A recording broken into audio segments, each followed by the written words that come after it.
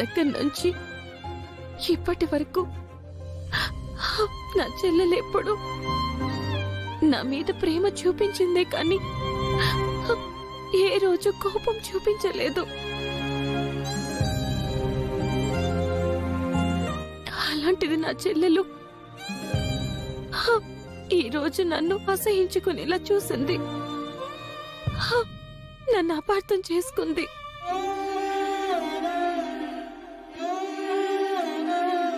దాంతో మాట్లాడకుండా, దాన్ని చూడకుండా నేను ఉండలేను.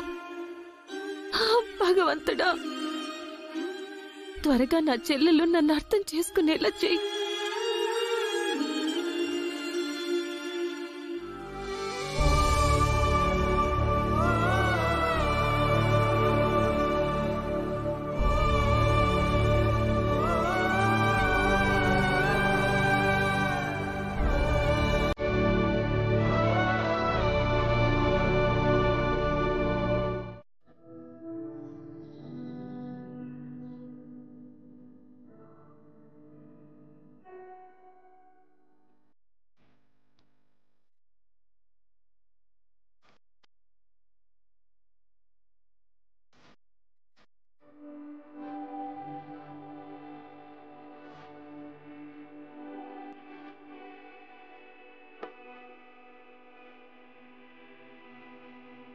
త్రిపుర గారి విషయంలో చాలా బాధపడుతూ నైట్ అంతా సరిగ్గా పడుకోలేదు గాయత్రి. పాపం ఇప్పుడు లేపి తనని డిస్టర్బ్ చేయకూడదు.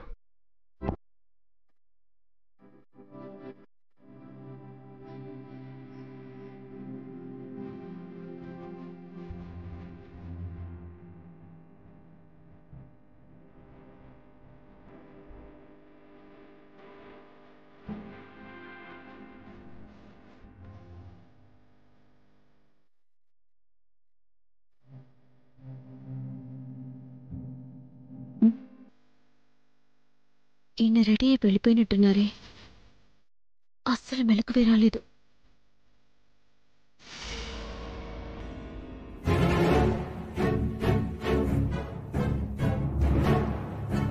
ఫైల్ మర్చిపోయి వెళ్ళిపోయారు. ఈ ఫైల్ చాలా ఇంపార్టెంట్ అని చెప్పారే.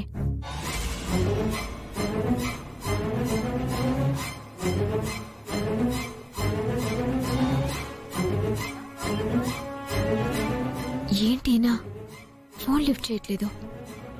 ఆయన ఆఫీస్కి వెళ్ళిపోయి ఉంటారు. నేనే ఈ ఫైల్ తీసుకెళ్ళి ఇచ్చేసి వస్తాను.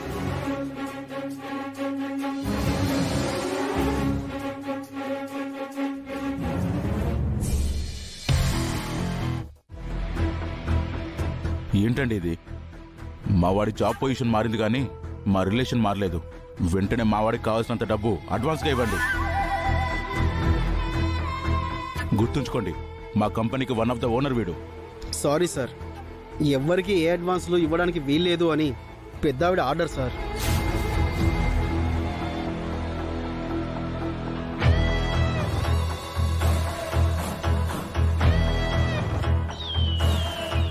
నేను ఆవిడ ఆర్డర్ చెప్పాను, ఏమీ అనుకోవద్దు సార్.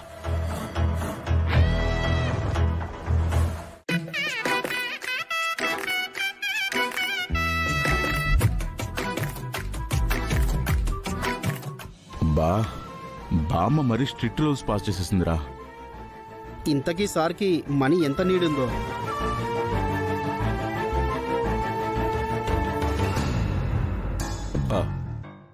ఎంత అవసరమున్నా మన చేతుల్లో ఏముందండి. సారీరా, నేను కూడా ఏం చేయలేను.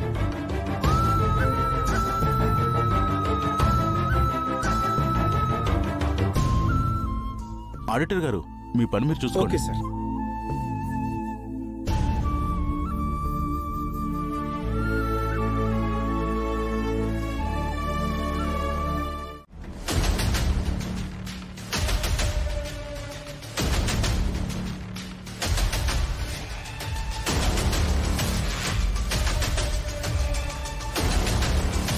ఒరే అనంతు,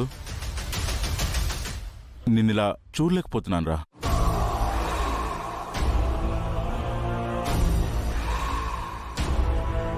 నువ్వు ఆర్డినరీ ఎంప్లాయీలా రావడం, నువ్వు అక్కడ కూర్చోవడం, నేను ఒక బాస్లా ఇక్కడ కూర్చోవడం, నువ్వు నా ముందు నిల్చోవడం నాకు నచ్చట్లేదురా. ఎందుకురా ఇన్ని మాటలు అవమానాలు పడుతూ ఇక్కడ ఉండడం? ఈ జాబ్ మానేయచ్చు కదా.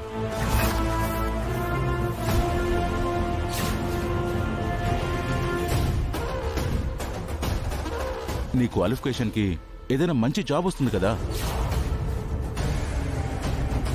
బయటకెళ్ళి జాబ్ చేసుకోవచ్చు కదా. నన్ను ఎన్ని మాటలన్నా నేను ఇక్కడే ఇలానే ఉంటాను.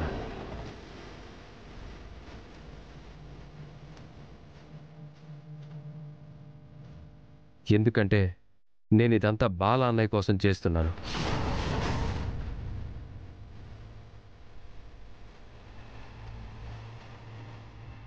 అన్నయ్య కోసం, అన్నయ్య కష్టపడి నిలబెట్టిన ఈ కంపెనీ కోసం నేను ఎన్ని మాటలైనా పడతాను.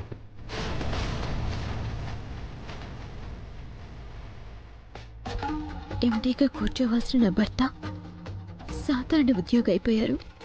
నా కోసం కష్టాలు పడుతున్నారు.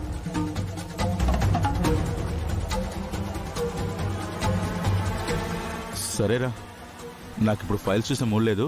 లంచ్ బ్రేక్లో వస్తాను, అప్పుడు చూస్తానులే.